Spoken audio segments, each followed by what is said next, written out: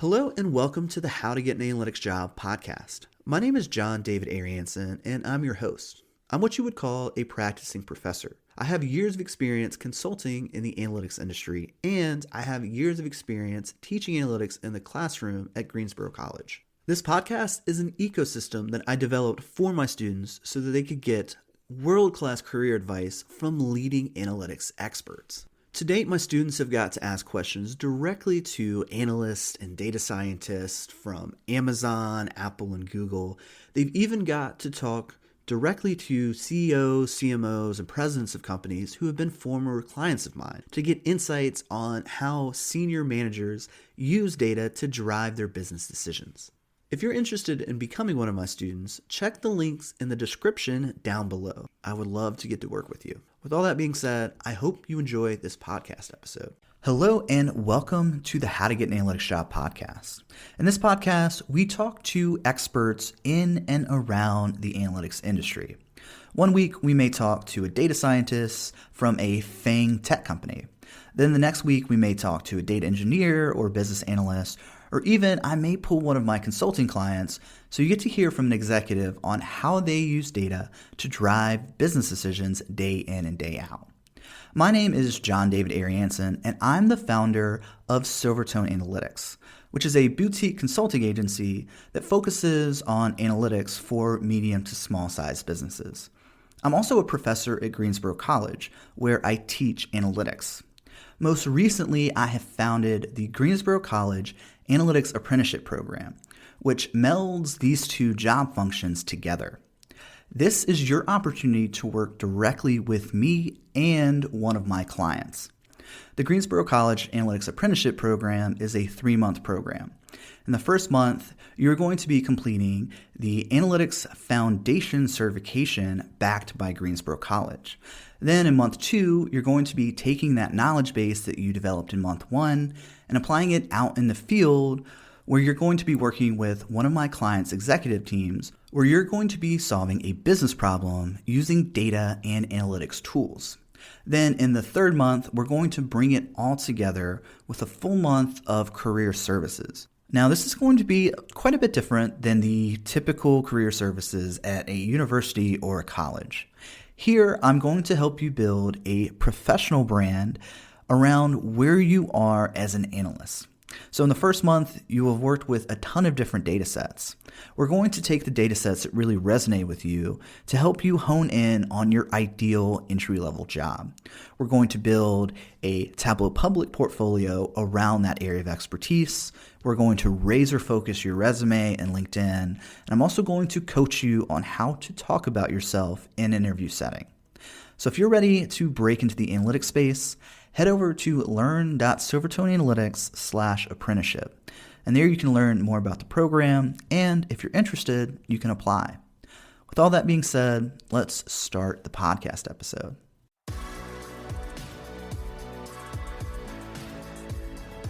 Hello, and welcome to the How to Get an Analytics Job podcast, where we will help you discover where you fit into the analytics marketplace, what skills you should build, and how to land your analytics dream job. I'm John David, analytics agency owner and educator. And I'm Elizabeth Illig, a private career coach and higher education professional. In this podcast, we will not only help you land your next analytics job, but we will give you the tools and strategies to level up your career. Hey guys, welcome back to the podcast. And today's episode, I'm going to be talking with Michael Galarnyk. And I think I got that right this time. Totally did. Sweet. And he caught my attention because on a recent LinkedIn post, he shared one of his blog posts that goes like really, really in depth into how he thinks about and works through analytics portfolios. Although he's a little bit heavier on the, I guess, data science side, would you say? Yeah, I would say so. So, I mean, full disclosure, I think you guys have probably already heard this by now. I don't code. I don't do any of that. But where I think our overlap is the Tableau public interface, and how that's an excellent way for you to build out a portfolio that you can show to your future hiring manager. So, Michael, I'll just kind of let you introduce yourself. Sounds like you've got a lot going on. I probably have too much going on. So I'm Michael Galarnyk. I currently am creating a course for Stanford Continuing Studies on machine learning with Python. I have a data analytics course for UCSD Extension, and that's data analytics using Python. I have a LinkedIn Learning course, as does our host. Madecraft, yeah. Yeah, we could totally talk about that too. And I write a lot of blogs. A lot of blogs. Not only are you writing a lot, but you're also getting a lot of, you said you got what, 200,000 views plus per month easily. Wow. Yeah. So you're making some real waves though. That's really impressive. Yeah. Am I making money off it? No, but it's a lot of fun. Soon. Yeah, I'd say so. Cool. Well, let's just jump right in. Sorry, I'm totally stealing Philip DeFranco's thing into the blog post walkthrough. So what was the title of the blog post, and what was your intentions on writing it? So the title is How to Build a Data Science Portfolio. And my overall intention of writing like this particular blog post is because I've written so many blog posts, people reach out to me, I'd say at least 10 to 15 per day at the time, at least. Now it's a lot more. About like, oh, how do I get a job? Or give me a referral? Or, I can't find a job. I don't know what I'm doing wrong, And so I've read so many blog posts because I write blog posts and so many, talks on people's like resumes and that sort of stuff. So I compiled a bunch of sources where hiring managers talk about, here's what we're looking for in a candidate, for data science roles, and here's what we're looking for analytics roles. So rather than just me saying, oh, you need to do this to get a job, it's hiring managers saying, you need to do this versus just me saying this, because who am I, right? But if you're a manager at Quora, if you're a manager, at Stack Overflow or big companies, Google, etc., if they say something, you're more likely to listen than just me, Right. So what do they say? Oh, lots of things. So the gist of this, as you say in your podcast all the time, the ability to show employers that you can do something instead of just telling them something is really important, because there's been so many stories in the blog post I cover, someone getting a job because they had a really good Stack Overflow answer, like legit, someone reached out over Stack Overflow and was like, hey, do you want to be hired? And, wow. Got an interview, got a job. I should also note this happens for me a lot, where people read my blog and are like, hey, are you looking for a job? And I'm at the point where I can only take so many jobs, I'm only one person, so I want to share the wealth, so to speak. And then, from David Robinson, he was the chief data scientist at DataCamp. He was the one that got a job at Stack Overflow originally. And his advice for people is, the more public work you do, the higher chance of a freak accident, like someone reading a Stack Overflow answer, right, or, reading a blog, or it's called hustle luck, actually. Yeah, it's hustle luck, right? Yeah. And I was listening to Naval Ravikant. Have you ever heard of him? Yeah. So did you listen to his podcast on I Will Teach You to Be Rich, or I Will Teach You How to Be Rich? No. So listen to it. It's just chock full of insights. But he talks about there are three kinds of luck. There's blind luck, which just happens to you randomly. There's hustle luck, and that's where the old adage is, the more I get out there, the luckier I get. And then there's a third kind of luck, which is just if you are a worldwide leader in your space, then there are opportunities, like just being established, essentially. So you're hitting on that second type of luck, which is hustle luck, which is really interesting. And that's not even where I was going in my mind. I was thinking about this just in terms of you and I are in an interview and here's my work. But you're right. You're actually marketing yourself when you have a portfolio. Yeah, it's a great way to market yourself. It might work too successfully. It takes time to build, just in general. Right. Like, you're not going to publish a blog and immediately, you'll get 20 people offering you a job. It's more of the slow build to the point where you're getting, chased down, people asking you, hey, do you want to work for me? Or, hey, can you interview for this job, And I'm at the point where, I have too many people asking me like, hey, are you interested in a job? Or are you interested in, moving here? Are you interested in doing this remote job? Or, all this sort of stuff, because my portfolio is just so far out there, So how long have you been actively working on, so you call it a blog, but your blog is kind of also functioning as a portfolio at this point too, right? It definitely is. So I've been doing YouTube on and off for a couple of years, but I don't really post a lot of videos. You can check my YouTube channel, like Michael Galarnyk, which is my name, right? Shameless plug. Yeah. No, I mean, honestly, if I wanted like views, I would actually, put ads on it. But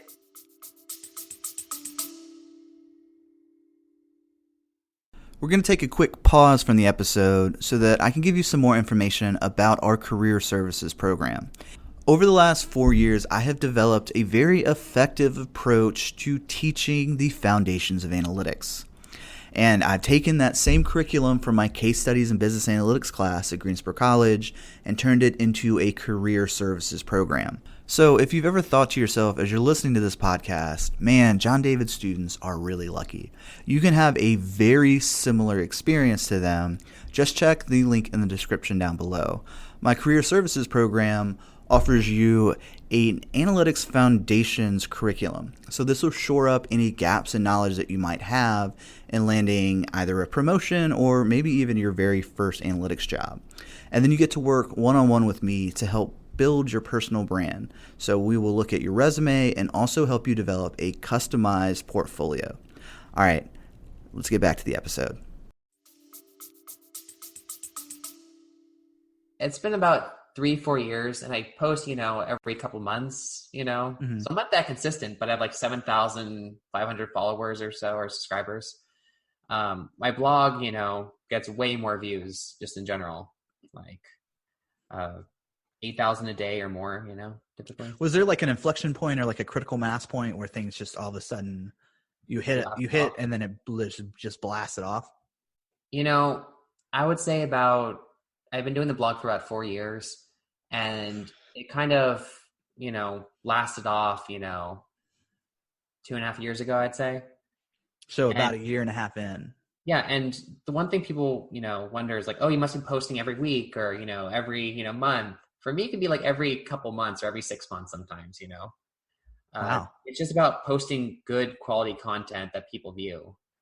So some of my blog posts, they go through ebbs and flows, of course, but some of them are, 1,000 views a day, and that's consistent. That's not, a one-time thing. That's, day over day, 365, post good stuff. It'll stay there forever, and that's only including the medium aspect. That's not including, people republishing a blog on a different website. There's tons of those, or blogs being translated, so I have no idea how many views in total that means. Yeah, well, that's really cool. You're getting way more traffic than I am. I'm impressed, frankly, with how much traction you're getting. It's the time aspect. You've just started it effectively, right? Well, no. I've been blogging. I've been vlogging on YouTube for about a year and a half now.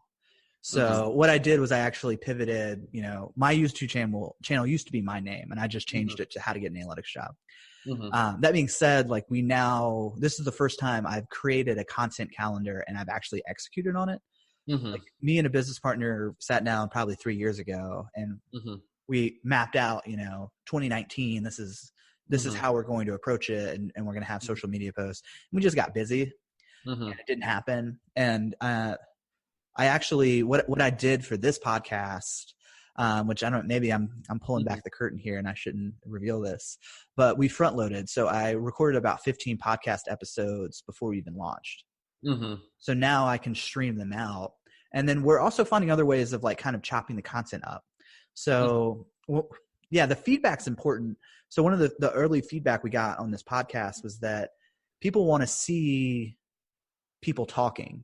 I don't know why that is, why that like resonates. And I'm even seeing it in the thumbnails. Yeah. Like, we were talking off air before, we hit record, but my conversion rate from my thumbnails where it's just my face and then text right here versus, the standard like thumbnail template we were using was here's the logo, here's the episode number, here's the guest, and then here's our pictures. And that was divided into 4 squares as well. Yeah. And the conversion rate on that is like 1/3 of the one where it's like my face is here and then there's stuff. So, I mean, I guess these are things you just kind of learn. Because my thing is, how can I consistently deliver on my brand message, which is 3 YouTube videos a week and 1 podcast? Oh, well, that's a lot. It is, right? But I'm finding ways of like chunking it up or like I guess scaling it in that. So like this, for example, I can pull out where you were talking about the difference between, well, actually haven't asked this question yet, which is coming up. What's the difference between a data analytics and a data science profile or portfolio? Do you want me to answer? Actually, yes. That is a perfect segue. So it really depends on the job description, right? Okay. You can call a job analytics, you can call it data science, but it's all about the keywords in the job description, right? So if you're like, oh, I want a data science job or I want an analytics job, sometimes Google Tableau jobs, Right. And that really could be the same. It could be the same thing as a data science job, because the way people recruit is they may want to call something data analyst or data scientist, right?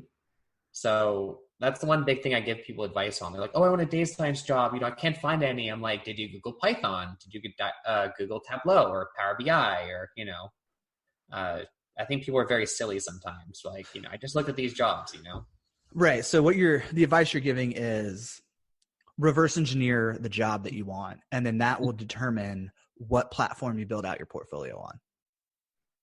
Yeah, of course. So, if you do a lot of like Power BI or Tableau, Google that. And then, for the portfolio, if you're Googling specifically Tableau, you better have a Tableau public, or it helps, or a certification or, just give me some proof, anything, These hiring managers and all these, posts are like, please just show us something, anything, like, please, and yeah, that's interesting because people are, like you were saying, people are answering questions on Stack Overflow and then getting job offers. Yeah. The same thing's happening with Tableau Public, which is kind of my world. So I've been I actually just stepped down from this position, but I was the Tableau user group in Greensboro for the past 2 years. So I've kind of been boots on the ground helping people learn about Tableau and then kind of being somewhat of a brand ambassador, just like getting people to the groups and excited about Tableau, and then also, teaching some in-person classes, like some Tableau 101 stuff. Which, I mean, that segues into the next question I wanted to talk about, is kind of like a deeper dive into Tableau Public. So what do you think of what do you think is the value of Tableau Public? Well, a lot of people, say they can do something, but it's nice to have public proof. So in my blog post, and I'm not trying to just, give a shout out or anything. Oh, no. Plug yourself away. I plugged 2 people, Aricia Stuce, because, I know her, from being former coworkers. So she published like, 7, 8 dashboards, a couple of years ago. And then she used those in interviews, like, oh, here's what I can do, and that helped a lot, And, yeah, actually, so I don't think we haven't released any of this content yet, but we found a guy here in Greensboro who had just gotten laid off from his marketing job. He actually lives in my apartment complex. We just ran into him randomly at a dinner party, but I was telling him that, I went to UNCG to get my master's in analytics, or my MBA with a concentration in analytics. And he was like, oh man, I was thinking about going through that same program. And I was like, man, we were looking for someone just like you, someone who is interested in data and wants to get that first analytics job. I was like, we can completely bypass the 2 years, the $24,000, which UNCG's MBA is super cheap. It was $24,000 for 2 years. That's pretty good. Yeah, it's like hardly anything. But you can bypass those 2 years of, opportunity costs. I can help you build out a Tableau Public page and help you get a job. Within, I think, 2 weeks, he had already accepted his offer. So, yeah. Proof is a big thing, right? It's huge. Yeah, he what he did was he was like a huge sports fanatic, which I don't know anything about sports ball or any of that. And he took all of his fantasy football data and turned it into a visualization. So that then he showed up in the interview and kind of talked through why specific metrics within fantasy football are important, and that's how it drives his decision. Which that's a really not a far cry at all from, I don't know anything about sports, like how fast he can run versus how many touchdowns he had. These are the two metrics of like, yes, I should pick him. I mean, flip that, well, in terms of sales, like days to close and deal size, these are the two most important metrics. These are the accounts that we should go after. Yeah. It's a big thing, right? Right. Ease the burden of the interview, right? Because the worst thing for, hiring someone is a sunk cost or, a bad hire, it's very expensive. So just show someone you're not going to be a bad hire and they might like you a lot more. Right. Well, it's just powerful because it gives you something concrete to root the conversation on. Because I think a lot of interviewers, actually, I don't think I know this, they are very interested in how you go about getting your results or how you think about things. And having a dashboard of, well, here's sales data. Here's why I chose these as the KPIs that run along the top, because this is what's been important in the past organizations I've been in, or in this specific use case, this is what they're concerned about. Yeah, that's huge, right? Right. It gives them like a window into your thinking. Yeah, when I was hiring like interns and people that had things online, so much easier, just so much easier to talk to them and do things, we had an intern a couple of years ago that, had a pretty filled out GitHub, and for like data science jobs, I guess analytics jobs, if they, need Python, she had stuff on her GitHub. She had, all sorts of writing she's done about, programming and all this other stuff. And I'm like, wow, this person, and this person was a high schooler. Wow. So we picked a high schooler over like people that, were residents in med school, because I work at like a biotech place. That's because impressive. She had actual proof she could do something. And we just co-authored a paper with her, actually. Well, but yeah. Thanks for sharing that. That was such a brilliant story to share. That's just like, right. Yeah. And, people were like, why are you hiring this, high schooler, or bringing this high schooler into, whatever. But, proof really does help, because I need someone that can program. I need someone that can actually do something. I don't, it was probably just also just the fit, because it's hard to get programmers toward, a research institution that's biotech. But, best idea we've had, Yeah, that brings up kind of an interesting point. I was so I'm working with the former CFO of Wrangler Jeans. Have you heard of Wrangler? Yeah, of course. Yeah, they're wearing something now. So I'm planning on making some content around like how to foster a mentor relationship. And so he reached out to me to partner on some projects, and unfortunately the projects fell through. Yeah. But I was very much concerned with how can I grow this foster this relationship and get to know him better and see how he thinks. So I sit on the board of directors for a nonprofit, and he was interested in getting, more into that space. So I actually asked if he would be interested in helping me, create the budget, and then we can build out some visualizations to help get funding. But all that is to say, that was a bit of a tangent. I was asking him about, I've interviewed Oz, the last guy that I interviewed on this podcast. He went to Harvard. And I was like, man, I was like really kind of nervous because I was getting some imposter syndrome.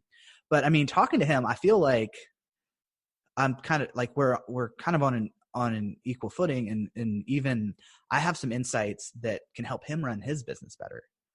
And Nathan said, yeah, a lot of these people who have these name brand degrees, they are very book smart, but they don't have that like street smart entrepreneurial kind of like that hustle mindset.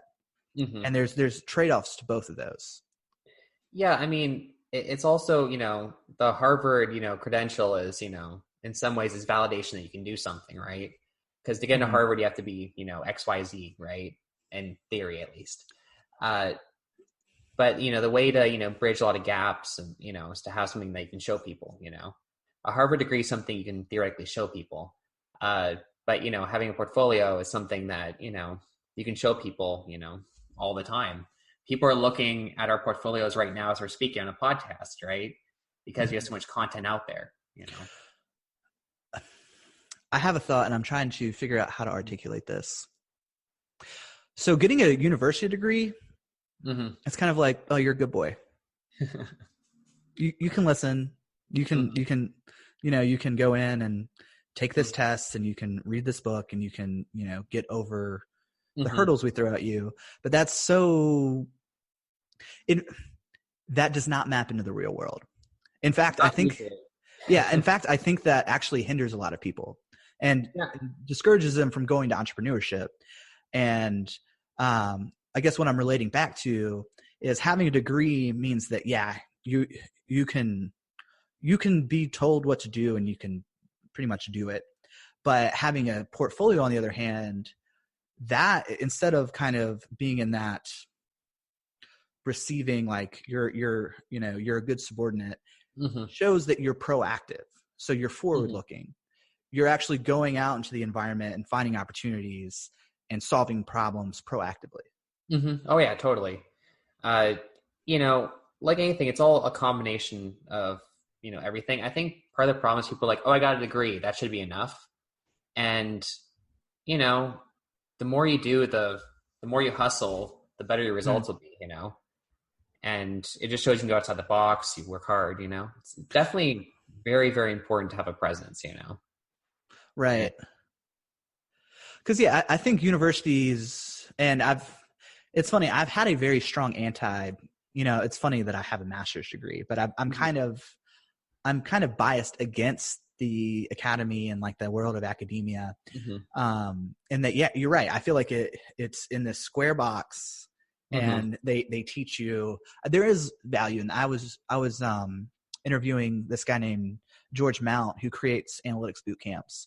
And he was talking about like the difference between a boot camp and a university. Universities are kind of like tank liners. Like they take a very long time to shift in any direction, but they're a really good way of like creating like a learning environment and teaching you how to learn. Where like these boot camps are like speedboats that can zig in and out and really capitalize on like the new emerging trends. Yeah. And a lot of professors or people that make content, they don't want to change what they've been teaching for the past 20 years. Like I've had professors that have taught, very old versions of Fortran. This is a couple of years ago, in 2015. And, the workplace has almost no value for that, So, people, they don't adjust to trends because they don't have to, right?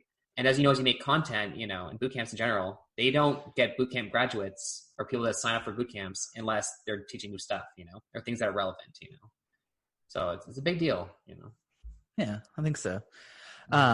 Well, I know you didn't want to answer this question, but let's get some, I guess, clickbaity style content, or like something that is kind of juicy for us to get some clicks.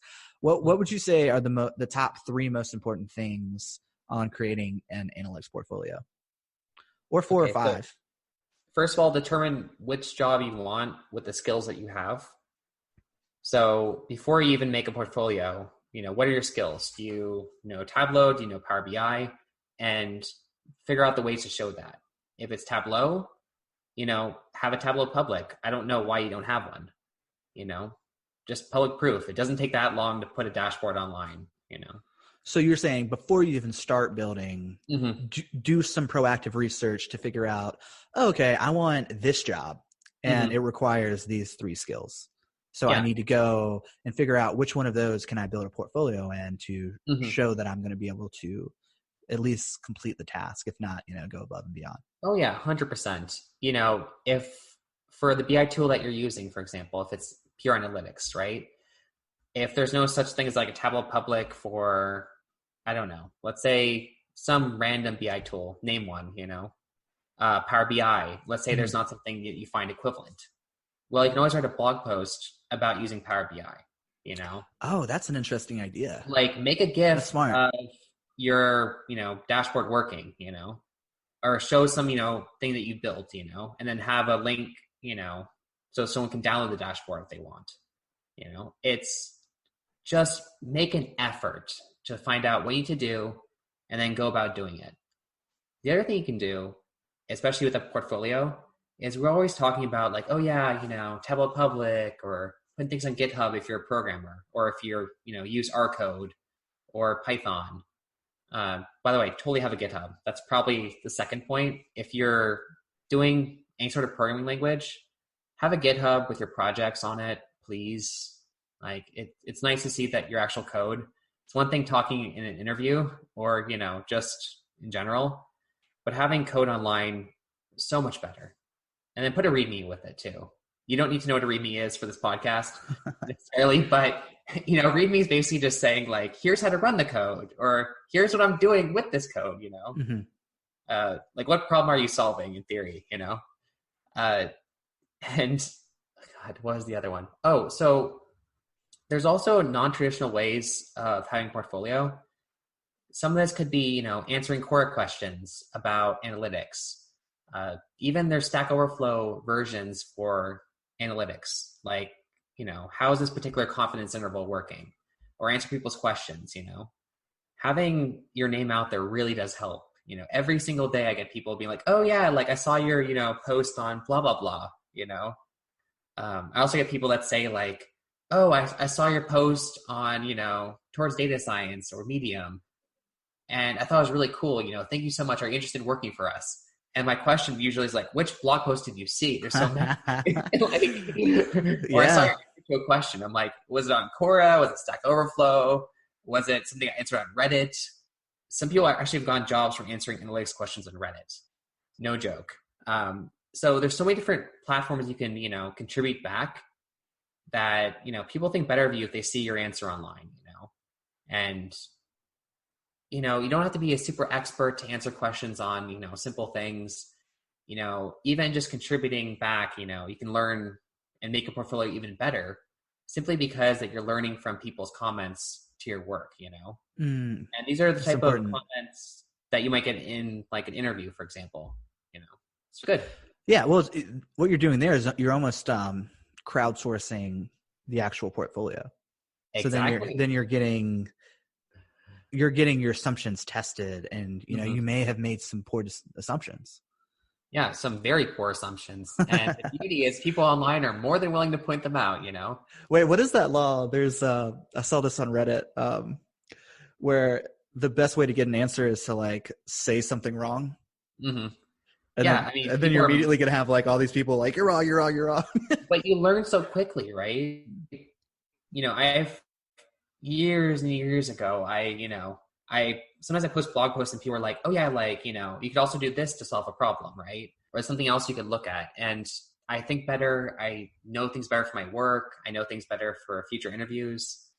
I've aced interviews simply because, my blogs have covered certain topics. I get asked, questions based on certain topics sometimes, or answer things in Quora, it's beautiful. It all comes back to you in the end, I like how you put that. Yeah.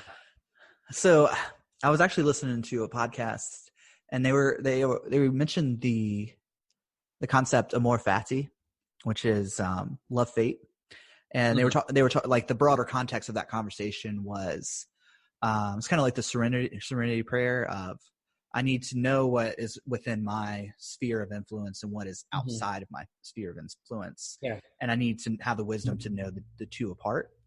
Mm-hmm.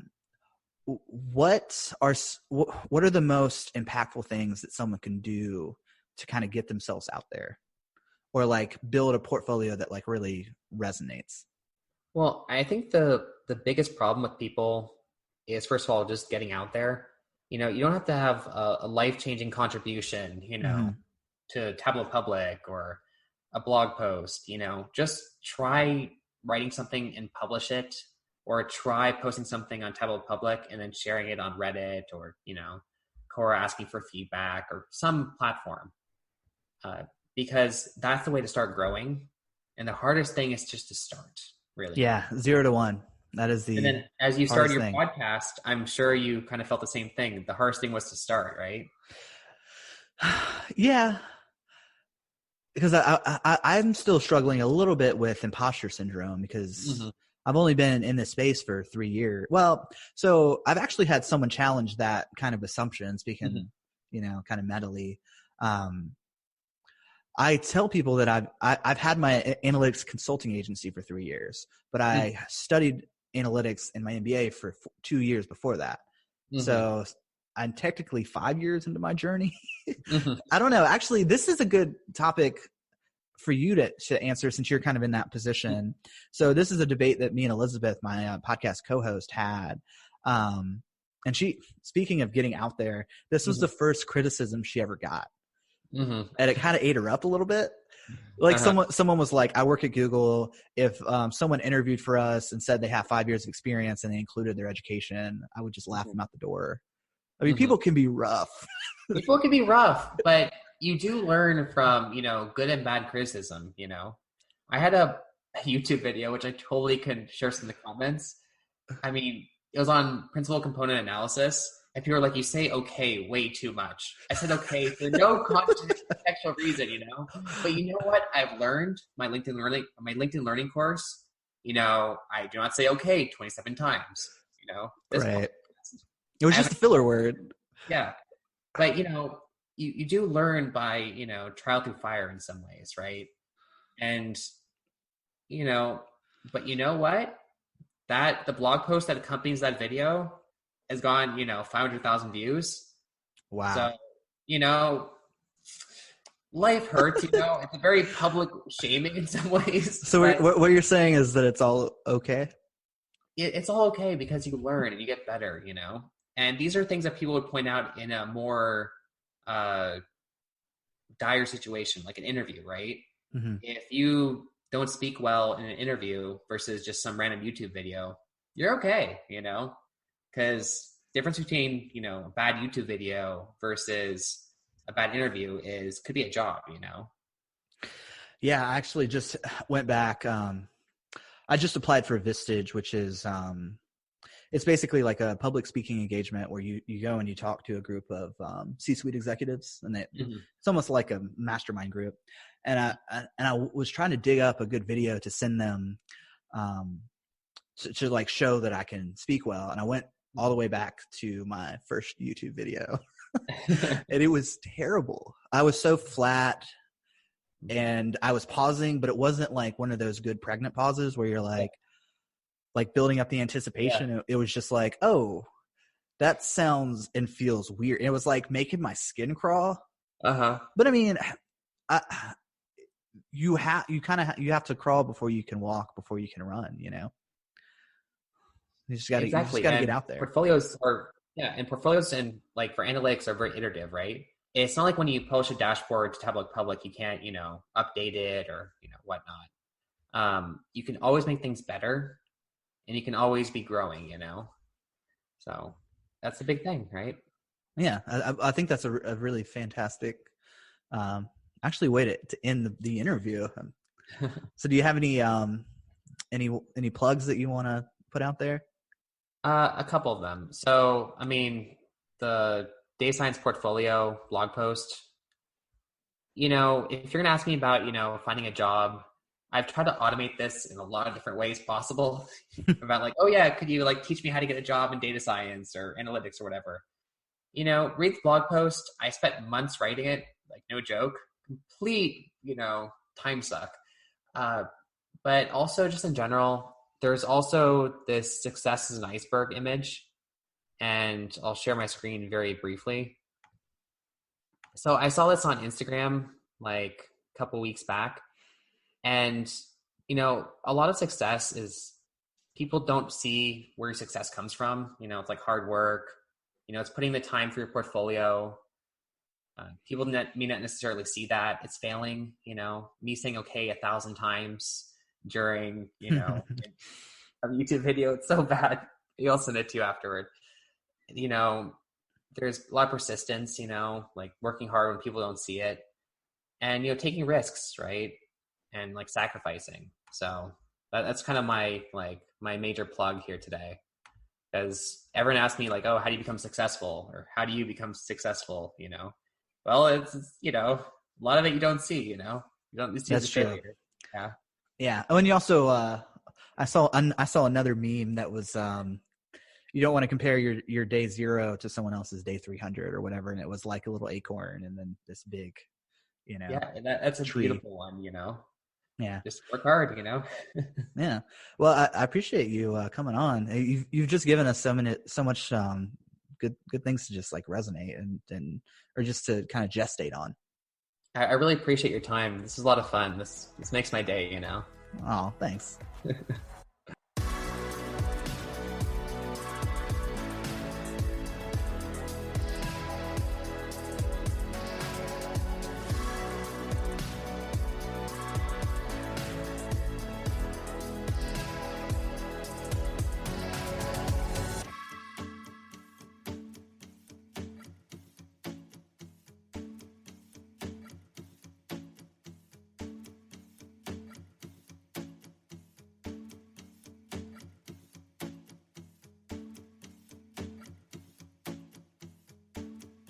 Hey, I hope you really enjoyed this episode. I'm curious, were there any valuable insights or lessons that you learned?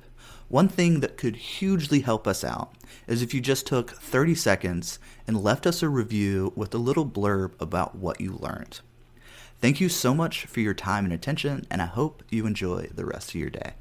Hey, I hope you really enjoyed this episode. I'm curious, were there any valuable insights or lessons that you learned?